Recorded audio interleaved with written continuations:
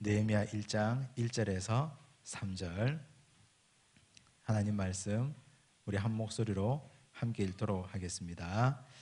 하가랴의 아들 느헤미야의 말이라. 아닥사스다 왕 제20년 기슬르월에 내가 수산궁에 있는데 내 형제들 가운데 하나인 하나니가 두어 사람과 함께 유다에서 내게 이르렀기로 내가 그 사로잡힘을 면하고 남아있는 유다와 예루살렘 사람들의 형편을 물은즉 그들이 내게 이르되 사로잡힘을 면하고 남아있는 자들이 그 지방 거기에서 큰 환난을 당하고 능욕을 받으며 예루살렘 성은 허물어지고 성문들은 불탔다 하는지라. 아멘. 느헤미야 말씀을 읽었습니다. 우리 이스라엘 왕들의 역대 연대표 혹시 가지고 계시면 펴보시기 바랍니다. 가지고 오지 않으신 분들은 이미 머릿속에 넣고 계신다고 제가 믿고 말씀을 좀 드리겠습니다. 북왕국과 남왕국 그리고 그 이전에 통일왕국 해서 왕들과 선지자들의 이렇게 함께 이어가는 연대표들이 나와 있는데 우리가 함께 또 볼 내용들은 그 중에 요시야부터 한번 살펴보도록 하겠습니다. 요시야는 남유다의 말기에 나타난 아주 훌륭한 선한 왕이었습니다. 요시야는 무결점의 선한 왕이었는데 근데 이분이 갑자기 죽어요. 언제 죽습니까? 우리는 연도를 정확하게 알고 있습니다. 기원전 609년, 기원전 609년에 죽습니다. 기원전 609년 1차 갈그미스 전투 이후에 1차 갈그미스를 하러 나가는 이집트의 왕 바로느고에 의해서 그만 죽임을 당합니다. 1차 갈그미스 전투는 이집트와 바벨론의 나보폴라살 사이의 전쟁인데 이건 중간에 무승부로 끝이 나게 되죠. 그래서 요시야라고 하면 이분은 기원전 609년에 돌아가셨구나 이렇게 이해하시면 되고 그 아래에 보면 여호야김이 있습니다. 여호아하스 밑에 여호야김. 여호야김은 기원전 605년에 2차 갈그미스 전투가 있었습니다. 2차 갈그미스 전투를 마치고 바벨론의 느부갓네살 왕이 와서 여호야김에게 조공을 확증받고 돌아갑니다. 이때 돌아갈 때 포로를 잡아가는데 이때 포로가 1차 포로라 했습니다. 이때 1차 포로 때 잡혀갔던 사람이 다니엘이 거기에 포함되어 있습니다.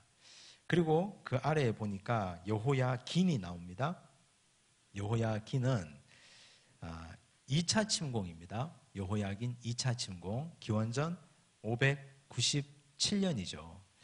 느부갓네살의 신하들과 군대가 와서 2차 침공 때 여호야긴과 함께 에스겔을 잡아갑니다. 이게 2차 침공입니다. 그리고 허수아비 왕을 하나 세우는데 그 허수아비 왕이 시드기야 왕이죠. 자, 시드기야 왕 때 나라가 완전히 망합니다. 기원전 587년 혹은 586년 그 어간에 나라가 완전히 망하게 됩니다. 나라가 망할 때 남유다에서 예언했던 선지자가 누굽니까? 예레미야. 예레미야는 나라가 망한 것이 너무 슬프고 애통해서 애가를 지어서 불렀습니다. 그 애가가 예레미야 애가입니다. 자, 이제 나라가 망했으면 역사는 끝이 나야 되는데 하나님 나라의 역사는 계속해서 이어집니다. 나라가 망하고 난 뒤에 예언했던 선지자가 5분 계신데 누굽니까? 다니엘, 에스겔, 학개, 스가랴, 말라기. 자, 나라가 망하고 나니까 하나님께서 말씀하시는 이 예언이 이스라엘 민족들에게 마음에 쏙쏙 들어옵니다.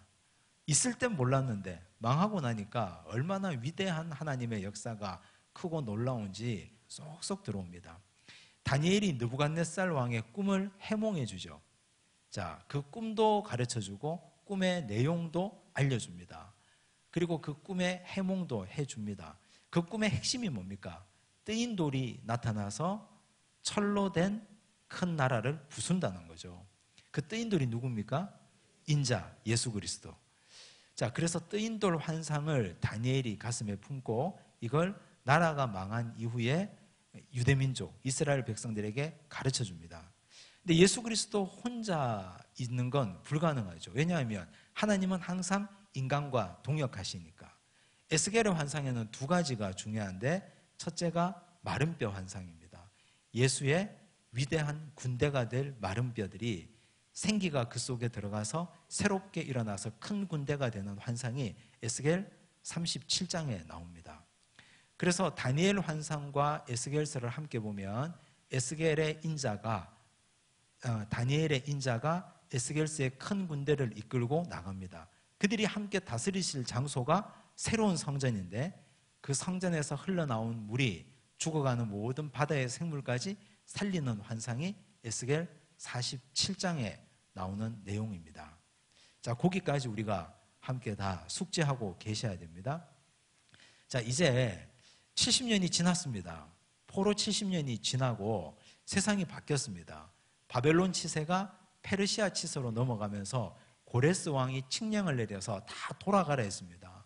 돌아간 사람들이 가지고 있었던, 마음에 품었던 간절한 소원이 뭡니까?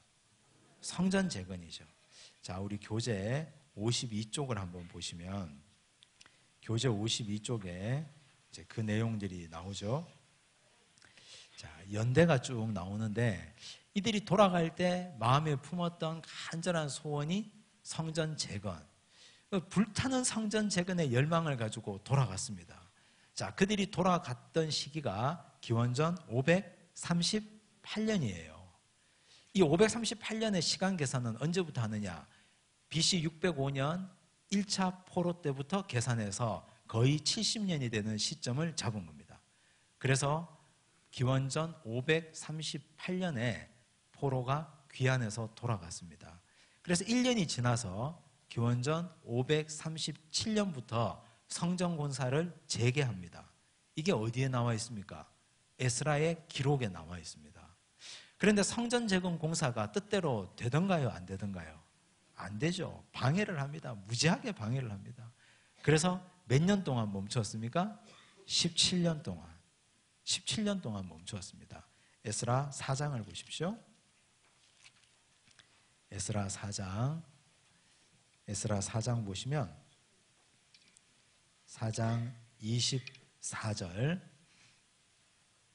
4장 끝절에 보시면 에스라 4장 24절 이렇게 나오죠. 이에 예루살렘에서 하나님의 성전 공사가 바사왕 다리오 제2년까지 중단되니라. 이걸 기억하세요. 바사왕 다리오 제2년. 이게 기원전 520년이거든요. 자, 기원전 520년까지 성전 공사가 중단이 됩니다. 17년 동안 성전 공사가 중단이 돼요. 그런데 이제 성전 공사가 17년 동안 중단되면 하나님의 백성들은 이제 거의 포기 상태에 들어가게 되겠죠. 하나님이 그때 보낸 선지자 두 분이 계신데 누굽니까? 5장에 보니까 1절에 보니까 에스라 5장 1절에 누가 나오죠? 선지자들 곧 선지자 학개와 이도의 손자 스가랴. 자, 학개 스가랴. 학개 스가랴가 성전 재건을 독려합니다. 머릿속에 정리가 되십니까? 지난주에 했는데 이제 일주일 동안 혼란스럽게 계시다가 다시 와서 이제 정리를 하는 거죠. 학개 스가랴가 성전 재건을 다시 독려합니다. 그렇다면 우리는 학개가 도대체 어떤 말을 했는지, 스가랴가 어떻게 예언을 했는지를 봐야 되잖아요. 이제 학개서를 가겠습니다. 학개서는 1310쪽에 있습니다. 1310쪽. 우리가 평생 가서 학개서 한번 보겠습니까? 잘? 그래서 경건한 마음으로 학개를 보십시오. 1310쪽에 학개서를 보시고 학개서 1장 1절을 보십시오. 자, 1장 1절에 우리가 주의 깊게 보셔야 될 게 있습니다. 뭐라고 되어 있습니까? 다리오 왕 제2년. 다리오 왕 제2년이라고 그랬어요. 아까 우리가 에스라 4장 24절 끝에 제가 기억하라 한 거 있잖아요. 성전 공사가 중단된 게 언제까지요? 다리오 왕 제2년. 이때가 BC 520년. 이제 막 유식해졌어요, 우리가. 그럼 학교에서 1장 1절을 읽을 때, 이게 다리오 왕 제2년이네? 어디서 봤더라? 에스라 4장 24절에서 봤구나. 이렇게 연결이 되는 거죠, 성경이. 이때는 기원전 520년이다. 자, 이때 하나님께서 학개에게 말씀을 주셨어요. 뭐라고 말씀하셨습니까? 그달 초하루에 여호와의 말씀이 선지자 학개로 말미암아 누구에게요? 스알디엘의 아들 유다 총독 스룹바벨. 반가운 사람이 나타났습니다. 스룹바벨과 누구요? 여호사닥의 아들 대제사장 여호수아. 왜 여호수아지? 이렇게 얘기하면 곤란합니다. 왜냐하면 예수아라고 부르든 여호수아라고 부르든 이건 발음의 차이지 같은 사람을 가리키는 겁니다. 예수아, 여호수아 같은 사람입니다. 자, 성전 재건의 기치를 들고 돌아간 사람 중에 총독 스룹바벨, 대제사장 예수아, 이 두 사람이 17년 동안 성전이 건축이 중단되어서 심리적으로 굉장히 힘든 상황에 학개가 응원군으로 왔어요. 그래서 그들에게 말씀을 전해줍니다. 2절 보십시오. 만군의 여호와가 이같이 말하여 이르노라. 이 백성이 말하기를. 이 백성은 어떤 백성입니까? 1차 포로 귀한 자들. 1차 포로 귀한 자들은 어떤 자들요? 성전 재건을 가슴에 품고 귀환한 사람들이에요. 자, 이 백성이 말하기를 뭐라고 말해요? 여호와의 전을 건축할 시기가 이르지 아니하였다 하느니라. 이 배경이 이해가 되시죠? 왜 이 백성이 이렇게 말할까요? 17년 동안이나 방해받으니까 성전을 재건하려고 뜨거운 마음으로 왔는데 17년 동안이나 성전 재건이 방해받고 조직적으로 악한 사탄의 무리들이 못하게 만드니까 이들이 찾은 핑계거리가 아직까지 시기가 이르지 아니하였다. 이렇게 말하는 거예요. 자, 3절 여호와의 말씀이 선지자 학개에게 임하여 이르시되 4절 이 성전이 황폐하였거늘 너희가 이때에 판벽한 집에 거주하는 것이 옳으냐. 판벽하다라는 말이 좀 어려운 말인데요, 새 집이라는 뜻이에요. 지붕이 있고 벽이 있는 집 이런 뜻입니다. 그러니 17년 동안 백성들이 뭘 했겠어요? 돌아와서 자기 집 지은 거예요. 성전은 방해받으니까 자기 집 공사해가지고 인테리어도 달고 벽도 이쁘게 하고 지붕도 잘 이고 해서 좋은 집을 만든 거예요. 그러므로 이제 만군의 여호와가 이같이 말하노니 너희는 너희의 행위를 살필지니라. 이렇게 전곡을 찔러서 말합니다. 7절 만군의 여호와가 말하노니 너희는 자기의 행위를 살필지니라. 어떤 행위요? 하나님의 성전은 황폐해졌는데 자꾸만 핑계대고 대적들이 못하게 한다고 핑계대고 때가 이르지 아니하였다, 때가 아직 차지 아니하였다, 때가 되면 하면 되지, 자꾸 이런 말만 하고 하지 않고 너희는 좋은 집에 살고 있는 너희여 행위를 살펴라 하는 말이에요. 8절 너희는 산에 올라가서 나무를 가져다가 성전을 건축하라. 그리하면 내가 그것으로 말미암아 기뻐하고 또 영광을 얻으리라. 여호와가 말하였느니라. 자, 이 말씀요, 성전 건축하는 교회마다 표로 붙여놓고 쓰는 말씀이에요. 저도 어릴 때 신앙생활했던 교회에서 이거 거의 한 10수년 동안 보고 자랐습니다. 근데 성경은 항상 맥락이 중요하거든요. 앞뒤 문맥과 맥락이. 그런데 성전이 쓸만한데, 아직까지 멀쩡한데, 비도 새지 않는데 자꾸 이런 거 표 걸어놓고 산에 올라다가 나무를 가져다가 성전을 건축하라. 너희는 새 집에 거주하고 하나님의 전은 이렇게 춥고 바람 들어오고 이래서 되겠느냐. 이런 건 어쩌면 교회에서 지도자들의 탐욕에 가까운 겁니다. 지금 이 성전과 이거 비교하기가 우습잖아요. 지금 이 성전은 성전이 있는 상태입니까? 없는 상태입니까? 없어요. 성전이 아예 없습니다. 그리고 성전 재건을 하겠다고 돌아왔습니다. 성전 재건을 해야 되는데 악한 사탄이 자꾸 방해해서 17년 동안 짓지를 못했어요. 그런데 이제는 더 이상 싸워서 용기 내고 뭐 해볼 용기도 없고 생각도 없고 아예 자기 집만 멋지게 짓고 사는 사람들에게 외치는 선지자의 음성이에요. 이거 하고 멀쩡한 성전 때려 부수고 다시 짓고 더 크게 짓고 더 좋은 데다 땅 사서 또 짓고 또 짓고 하는 거하고 비교할 수 없다는 말입니다. 그래서 성경을 갖다 쓰려면 앞뒤에 맞게 써야 돼요. 지금 여기는 그런 배경을 가지고 있다는 사실을 잘 기억하셔야 됩니다. 그 다음 2장으로 가시면요, 2장 2절, 너는 스알디엘의 아들 유다 총독 스룹바벨과 여호사닥의 아들 대제사장 여호수아와 남은 백성에게 말하여 이르라. 자, 뭘 말하는지 한번 봅시다. 너희 가운데 남아있는 자 중에서 이 성전의 이전 영광을 본 자가 누구냐? 이 성전의 이전 영광이 뭡니까? 솔로몬 성전이에요. 그러니까 기원전 587년 혹은 6년에 남유다가 망할 때 바벨론 왕 느부갓네살이 올라와서 성전을 불태우고 성전 그릇, 금은 보화 다 가져갔잖아요. 그때 그 성전을 본 사람들, 솔로몬 성전이 얼마나 위대합니까? 이제 이것이 너희에게 어떻게 보이느냐? 이것이 너희 눈에 보잘것없지 아니하냐? 지금 너희들이 지어야 될 성전의 조감도는 보잘것없잖아요. 사실 솔로몬 성전에 비하면. 이 사람들이 돈이 있습니까? 가진 게 있습니까? 아무것도 없거든요. 그 얘기를 하는 겁니다. 4절, 그러나 여호와가 이르노라. 스룹바벨아, 스스로 굳세게 할지어다. 여호사닥의 아들 대제사장 여호수아야, 스스로 굳세게 할지어다. 여호와의 말이니라.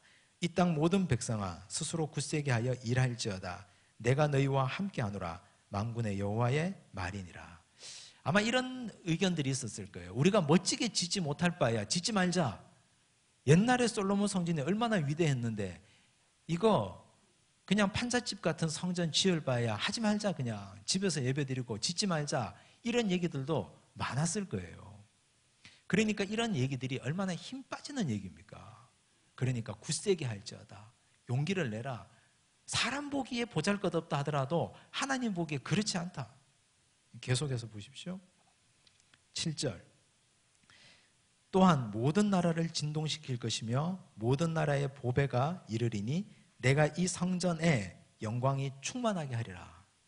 만군의 여호와의 말이니라. 옛날 솔로몬 성전이 왜 무너졌습니까? 우람하지 않아서? 위대하지 않아서? 금은 모화로 뒤덮이지 않아서? 그렇지 않잖아요. 그 성전에 있는 사람들이 하나님을 제대로 섬기지 않아서 하나님의 영광이 떠나버렸기 때문에 하나님이 본보기로 무너뜨린 것 아닙니까? 성전의 위용을 자랑할 게 아니라 성전을 채우고 살아가는 사람들의 신앙 상태가 문제입니다.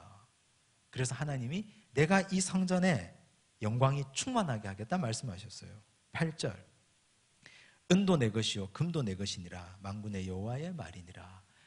자, 내가 크게 지으려면 은과 금이 다 내 것인데 얼마든지 크게 할 수 있는데 걱정하지 마라. 9절, 이 성전의 나중 영광이 이전 영광보다 크리라. 만군의 여호와의 말이니라. 내가 이곳에 평강을 주리라. 만군의 여호와의 말이니라. 이 얼마나 힘이 될까요? 그러므로 우리는 성전에 대한 어떤 생각을 가져야 됩니까? 성전은 하나님의 영광이 임하는 곳이 성전이고, 하나님의 영광이 임재하려면 우리 각자가 다 하나님의 성전인데 내가 하나님의 영광대로 살아야 됩니다. 하나님의 영광대로 살지 않는 성도들이 아무리 많이 모여 있어 봐야 그 성전은 심판의 대상밖에 되지 못합니다. 크게 짓고 잘 짓고 멋지게 사람들에게 자랑하고 이게 성전의 문제가 아니라는 거예요. 성전을 채우고 살아가는 사람들의 삶의 자세, 얼마나 우리가 하나님의 말씀대로 사느냐 하는 문제. 솔로몬 성전, 솔로몬 시절부터 타락한 성전이에요. 솔로몬 시절부터. 남유다 때 바알과 아세라를 섬기는 사람들이 거기다가 문걸어 잠그고 살았던 성전입니다. 하나님이 참고 또 참으시다가 완전히 멸망시켰습니다. 그건 큰 성전이지만 성전답지 못한 그냥 건물이에요. 진짜 성전은 하나님의 영광이 함께 임하는 곳, 이것이 성전입니다. 15절 보십시오. 2장 15절, 이제 원하건대 너희는 오늘부터 이전 곧 여호와의 전에 돌이 돌 위에 놓이지 아니하였던 때를 기억하라. 돌이 돌 위에 놓이지 아니하였던 때가 언제입니까? 완전히 망하고 성전이 불타고 황폐화되고 지금 시작하던 이때를 기억하라. 이때 이 간절한 마음을 기억해라. 18절 너희는 오늘 이전을 기억하라. 학계의 강력한 외침이에요. 자, 이런 말을 들었던 그 당시에 자기 집 잘 짓고 아직 하나님의 때가 아니야 라고 했던 사람들의 마음이 어땠을까? 마음의 동기부여가 되겠죠. 아, 우리가 제대로 해야 되겠구나. 아, 정말 열심히 해야 되겠구나. 그런 동기부여가 된단 말이죠. 스가랴 보십시오. 스가랴는 또 이제 어떻게 예언했느냐. 한 장 넘기시면 나옵니다. 학계 스가랴가 붙어 있습니다. 다행스럽게. 자, 스가랴 1장 1절 보십시오. 여기도 우리가 뭘 보셔야 됩니까? 다리오 왕 제2년. 아, 제2년. 다리오 왕 제2년. 아까 에스라 4장 24절에 봤어요. 이때 다리오 왕 제2년에 8째 달에 여호와의 말씀이 이뚜의 손자 베레가의 아들 선지자 스가랴에게 임하니라.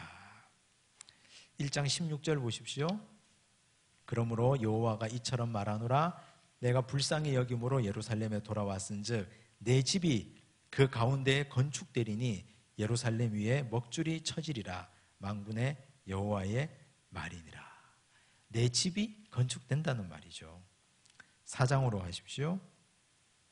4장 6절. 성전 건축할 때 무엇이 중요하냐 말하는 거죠. 그가 내게 대답하여 이르되 여호와께서 스룹바벨에게 하신 말씀이 이러하니라. 반가운 사람 스룹바벨. 자, 만군의 여호와께서 말씀하시되 이는 뭡니까 이게? 성전을 재건하는 일은 힘으로 되지 아니하며 능력으로 되지 아니하며 오직 나의 영으로 되느니라. 8절 여호와의 말씀이 또 내게 임하여 이르시되 스룹바벨의 손이 이 성전의 기초를 놓았은즉 그의 손이 또한 그 일을 마치리라 하셨나니 만군의 여호와께서 나를 너희에게 보내신 줄을 내가 알리라 하셨느니라. 자, 이런 예언을 하셨습니다.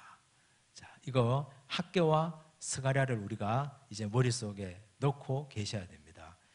자, 1차 포로 귀한 자들이 가지고 있었던 간절한 소원은 성전 재건이었는데 17년 동안 방해받아서 못하던 일을 학개와 스가랴가 와서 말씀을 전해줘서 마음이 뜨거워져서 성전 재건을 단 4년 만에 이루게 됩니다.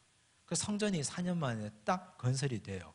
그래서 우리 교재에 다시 52쪽 보시면 기원전 516년 나오죠? 귀환한 성도들에 의해서 성전이 완성되었습니다. 기원전 516년. 자, 이렇게 이해를 하시고 그 다음 516년 이후에 보니까 에스더 사건이 나오네요. 그죠? 에스더 사건의 연도는 별로 중요하지 않습니다. 우리가 에스더는 제가 얼마 전에 설교를 통해서 계속 말씀드렸기 때문에 간단하게 필요한 것만 살피도록 하겠습니다. 자, 에스더 한번 보겠습니다. 에스더 4장.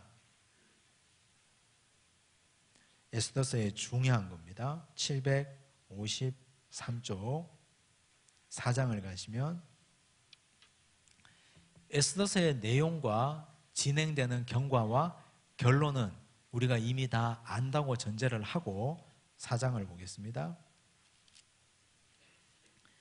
4장 13절 보십시오. 모르드게가 왕후의 자리에 있는 에스더에게 이렇게 말합니다. 유다인들이 다 하만의 계략 때문에 죽게 생겼잖아요. 그래서 사람을 보내서 이런 전가를 했습니다. 모르드게가 그를 시켜 에스더에게 회답하되 너는 왕궁에 있으니 모든 유다인 중에 홀로 목숨을 건지리라 생각하지 말라. 이때에 네가 만일 잠잠하여 말이 없으면 유다인은 다른 데로 말미암아 노임과 구원을 얻으려니와 너와 내 아버지 집은 멸망하리라. 네가 왕후의 자리를 얻은 것이 이때를 위함이 아닌지 누가 알겠느냐 하니 16절 에스더가 말한 겁니다. 당신은 가서 수산에 있는 유다인을 다 모으고 나를 위하여 금식하되 밤낮 3일을 먹지도 말고 마시지도 마소서. 나도 나의 시녀와 더불어 이렇게 금식한 후에 규례를 어기고 왕에게 나아가리니 죽으면 죽으리라 하니라. 에스더서의 핵심입니다. 죽으면 죽으리라. 에스더서를 처음부터 끝까지 아무리 읽어봐도 하나님이라는 말이 단 한 번도 나오지 않습니다.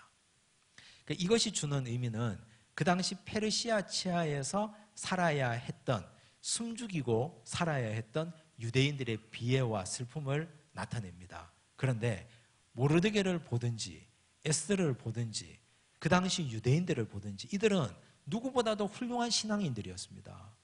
하나님이라는 말이 단 한 번도 나오지 않아도 누구보다도 금식하며 살았고 하나님께 기도하며 엎드렸고, 모르드게의 간절한 지조 있는 믿음과 에스더의 죽으면 죽으리라 하는 이 결단은 정말 훌륭한 믿음이에요. 자, 그래서 에스더가 주는 교훈은 나라가 망하고 나도 하나님의 나라는 계속해서 믿음이 있는 사람들에 의해서 이어져 간다. 그래서 우리 인간에게는 어떤 껍데기가 중요한 것이 아니라 우리가 어떻게 하나님을 잘 섬기냐 하는 내용이 훨씬 더 중요하다는 교훈을 에스더가 교훈하고 있습니다. 이제 다시 에스라로 가겠습니다. 자, 에스라로 가시면요, 에스라 7장을 한번 펴놓으시고요. 자, 포로 귀환은요 크게 3번에 걸쳐 이루어졌습니다. 첫 번째 포로 귀환은 포로 귀환으로 돌아온 사람들의 목적은 뭐가 목적이었습니까? 성전 재건. 자, 성전을 재건을 한 게 기원전 516년이라 했어요. 자, 성전 껍데기만 재건해 놓으면 못하겠습니까? 껍질만 있는데, 건물만 있는데, 건물로서의 성전만 덩그러니 있으니까 횡하기 짝이 없는 거예요. 그 안은 뭐로 가득 차야 됩니까? 말씀으로. 아유, 훌륭하십니다. 뭐로 가득 차야 되냐면 사람으로 가득 차야 된다. 이러면 절망적인데, 성전, 그렇죠, 사람이 차야 되죠. 그런데 사람이 한둘이 있는 게 문제가 아니라 성전은 말씀으로 가득 차야 돼요. 그래서 두 번째 포로 귀한 자들이 가지고 온 소명은 뭐다? 말씀 재건이에요. 말씀 재건. 우리 지난주에 봤죠. 에스라가 그래서 기원전 458년에 말씀을 들고 사명을 가지고 귀환을 합니다. 에스라 7장 우리가 지난주에 봤지만 한 번 더 보겠습니다. 7장 6절. 에스라 7장 6절에 보면 에스라가 자기를 소개합니다. 이 에스라가 바벨론에서 올라왔으니 그는 이스라엘의 하나님 여호와께서 주신 모세의 율법에 익숙한 학자, 모세의 율법에 익숙한 학자예요. 이 사람은 율법을 가지고 먹고 사는 사람이에요. 그래서 율법을 재건하기 위해서 왔어요. 에스라 9장 보십시오. 율법을 재건하려면요, 먼저 그게 중요해요. 우리가 어떤 일을 하려고 하는데 어떤 일을 하기 전에 토대가 중요하잖아요.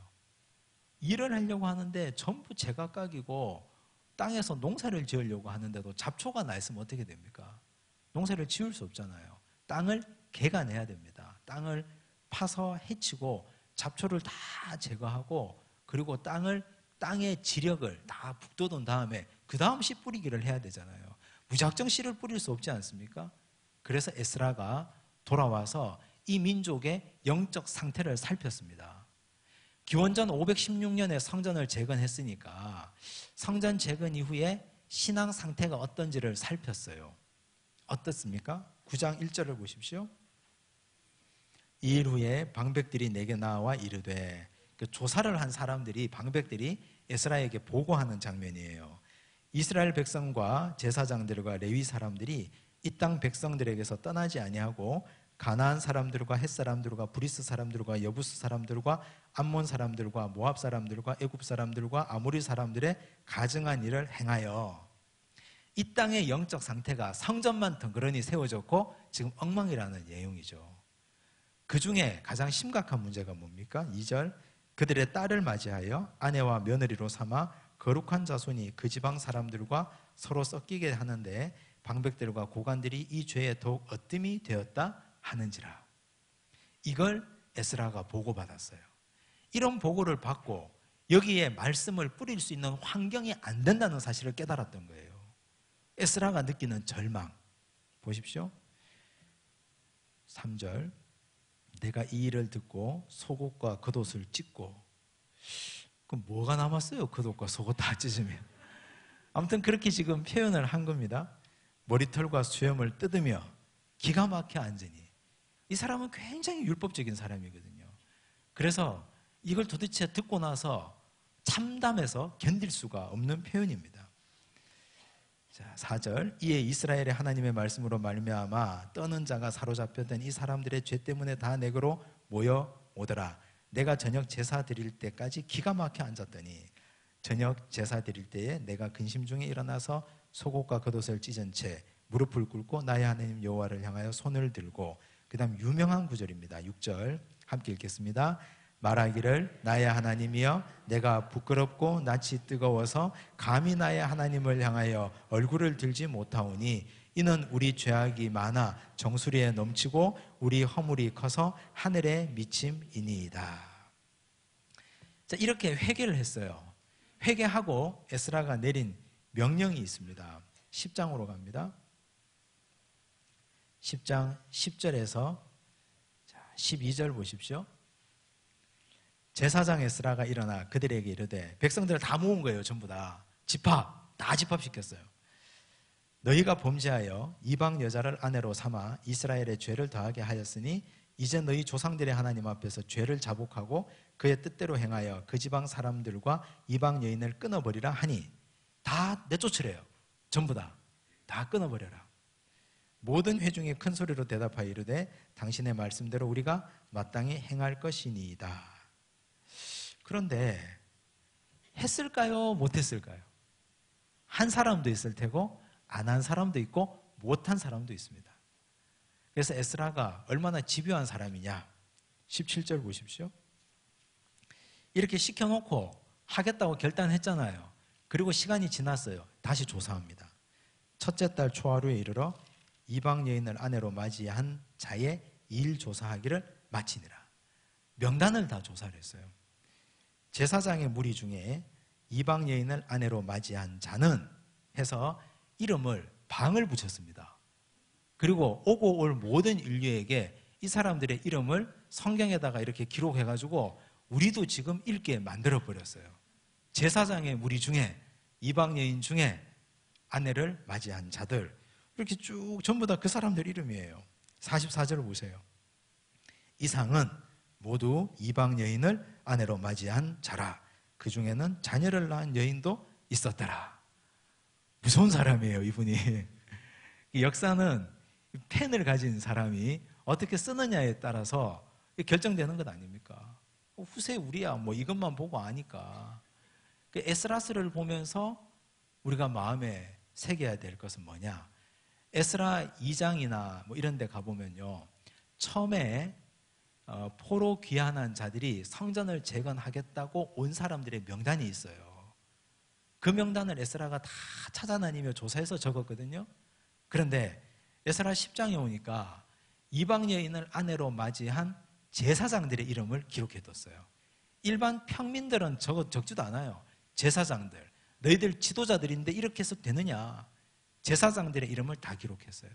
이걸 보면 우리는 하나님 나라의 기록도 이것보다 훨씬 더 선명하게 기록되어 있을 것이다. 우리가 잘한 것도 잘못한 것도 죄 지은 것도 하나님 마음을 아프게 한 것도 하나도 남김없이 나라는 파일에, 나 이름 석자 파일에 가면 하나님이 하나하나 다, 요즘은 디지털 시대라서 영상으로 아마 전부 다 하나님의 눈동자 안에 다 기록되어 있을 거예요. 이 일을 어떻게 하면 좋겠습니까? 한 번은 저희 집 사람이 저한테 자기가 먼저 하나님 나라 가면 하나님께 부탁할 게 있대요. 이거 뭔데? 이러니까 저의 과거를 한번 저 비디오를 보여달라고 할 거래요. 하나님한테 무슨 생각을 하고 살았는지, 무슨 마음을 먹고 살았는지. 제가 마음에 결심했죠. 하루라도 먼저 죽어야 되겠구나. 절대 그런 일이 일어나도록 둬서는 안 되겠구나.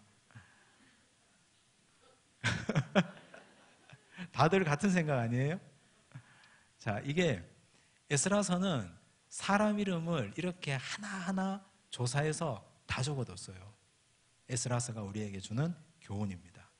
자, 다시 정리하면 첫 번째 포로 귀환 자들은 성전 재건, 두 번째 포로 귀환한 에스라와 일단의 무리들은 말씀 재건. 이렇게 말씀 재건을 하기 전에 이미 에스라는 토대 정리를 다 합니다. 전부 다 정리하고 씨를 뿌릴 만한 토양을 만들었어요. 자, 이제 세 번째 포로 귀환한 사람들이 있는데 보시면 BC 445년 누가 옵니까? 느헤미야가 와요. 느헤미야는 왜 올까요? 무너진 성벽을 재건하기 위해서 와요. 느헤미야가. 그래서 세 번에 걸친 포로 귀환이 있는데 성전 재건, 말씀 재건, 성벽 재건이에요. 자, 이제 느헤미야를 한번 보겠습니다. 아까 우리가 읽었던 말씀이에요. 느헤미야는 어떤 사람이냐? 페르시아 왕의 술 맡은 관원장이었습니다. 우리가 술 맡은 관원장이라고 하면 한 사람 또 아는 사람이 있죠. 누굽니까? 요셉의 감옥에 들어왔던 사람. 이 술 맡은 관원장이라고 하면 사실 굉장한 이 권한을 가진 사람이잖아요. 왜냐하면 왕이 항상 식사할 때마다 술을 한 잔씩 먹으니까. 근데 그 술을 만들 때 누가 독을 한 방울씩 탈지 누가 알아요? 그래서 왕이 가장 신뢰하는 사람이고 왕의 식사 자리에서 네가 한번 먹어봐 해서 먹고 한 몇 분 지나서 안 죽고 괜찮으면 그럼 왕이 마시잖아요. 자, 그러면 이 술 맡은 관원장 느헤미야는 항상 왕의 곁에 앉아서 식사 배석을 하는 사람입니다. 그 권한이 어느 정도였을까요? 왕이 술 한잔 먹고 기분 좋으면 뭐라도 다 내줄 사람인데 옆에서 온갖 청탁과 온갖 이야기들이 그에게 다 들어온 굉장히 권세 있는 사람입니다. 그러니까 한순간에 왕의 옆자리에 있다가 한순간에 감옥에도 가는 그런 사람인 거죠. 잘못되면 한순간에 목이 날아가기도 하고. 자, 그런 부와 명예와 권세를 다 가졌던 느헤미야에게 먼 친척이 찾아왔습니다. 찾아와서 뭐라고 합니까? 3절 1장 3절 느헤미야 1장 3절 이렇게 말합니다. 그들이 내게 이르되 사로잡힘을 면하고 남아있는 자들이 그 지방 거기에서 큰 환난을 당하고 능욕을 받으며 예루살렘 성은 허물어지고 성문들은 불탔다 하는지라. 이런 얘기를 들었어요. 저 같으면 이런 얘기 들으면 내가 뭐 직접 갈 수는 없으니 돈을 주마, 얼마면 되겠냐 하고 기부를 크게 할 것 같아요. 그런데 느헤미야는 그런 사람이 아니었어요. 그 얘기를 듣고 어떻게 해요? 4절에 내가 이 말을 듣고 앉아서 울고 수일 동안 슬퍼하며 하늘의 하나님 앞에 금식하며 기도하여. 민족을 뜨겁게 사랑하는 사람이에요. 민족을 뜨겁게. 이 나라가 망한 지가 도대체 몇 년입니까? 느헤미야가 돌아온 게 기원전 445년이면 기원전 587년쯤에 망했으면 140년이 지난 상황이에요. 그런데도 이 유대인들은 나라를 사랑하는 마음이 간절하게 있어서 이런 얘기만 들으면 눈물이 나는 거예요. 기도가 되고. 이런 간절함의 기도가 그를 직접 움직이게 만듭니다. 직접 가요. 기도하다가 은혜를 받았어요. 기도하다가 하나님이 마음에 감동을 줍니다. 어떤 마음요?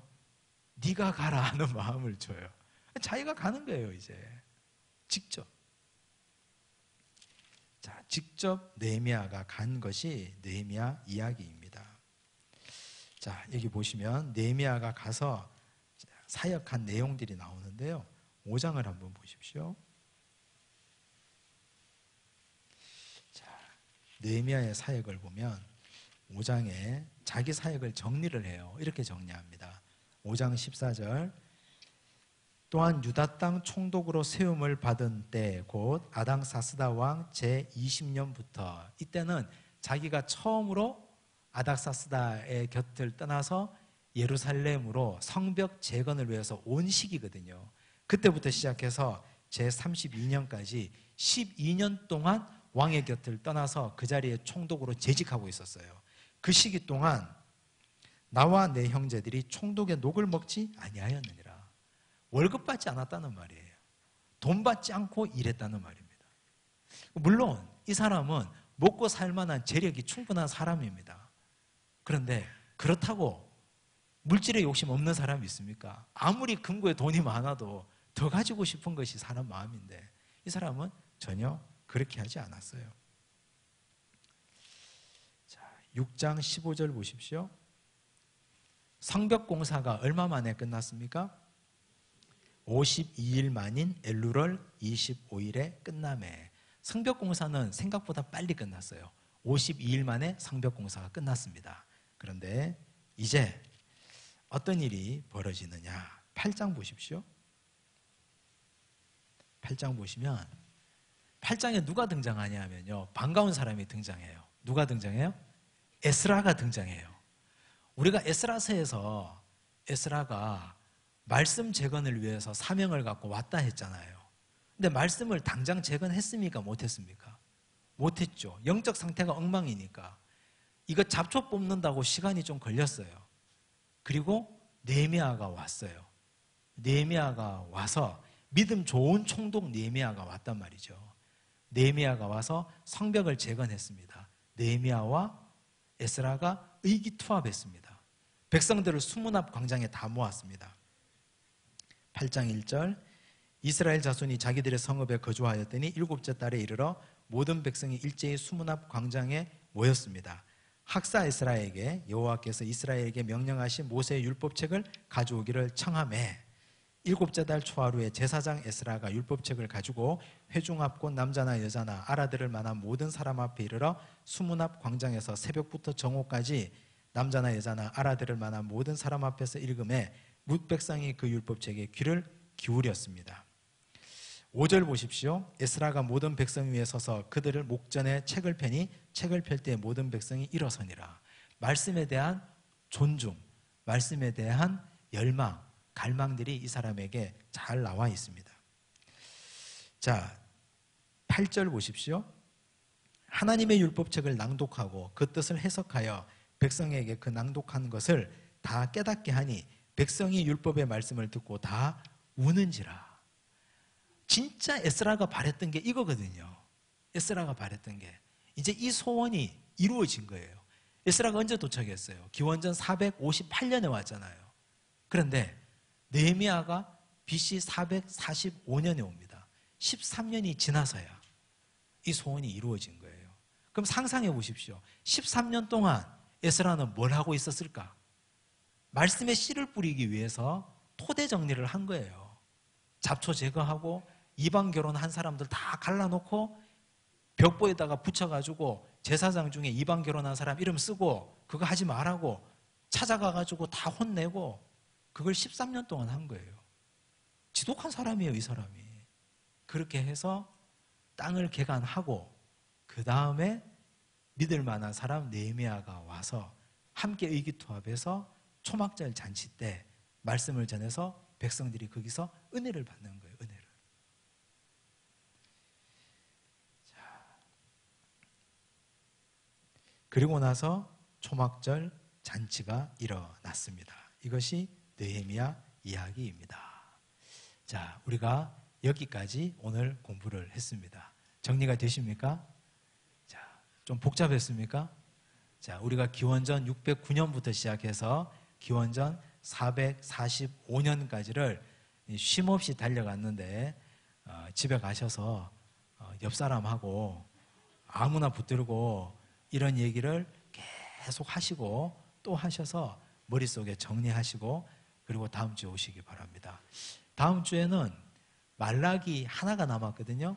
말라기 하나만 하고 끝나는 게 아니고 구약과 신약의 중간사를 공부할 겁니다. 말라기가 기원전 430년 책이에요.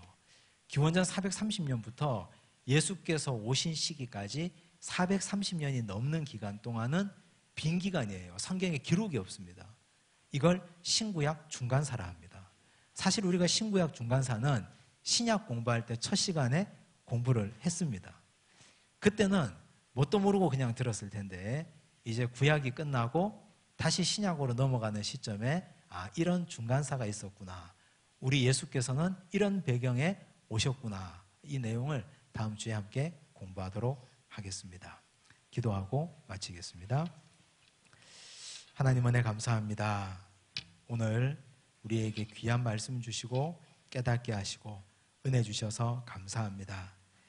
에스라의 말씀을 향한 열망과 느헤미야의 민족을 향한 간절한 마음을 배웁니다. 학개 선지자의 성전 건축을 향한 간절한 외침과 스가랴의 예언도 배웠습니다. 주님, 오늘 우리가 이 말씀을 마음에 새기고 입에 두고 우리 손과 발에 실천하며 살 수 있도록 축복하여 주시옵소서. 우리가 살아가는 이 시대는 참으로 악하고 또 악한 시대입니다. 이 완악한 시대에 다시 말씀 앞에 서서 이 말씀의 거울에 우리 자신을 비추어 보는 놀라운 은혜와 역사가 우리 인생에 일어나도록 축복하여 주옵소서. 예수님 이름으로 기도드리옵나이다. 아멘.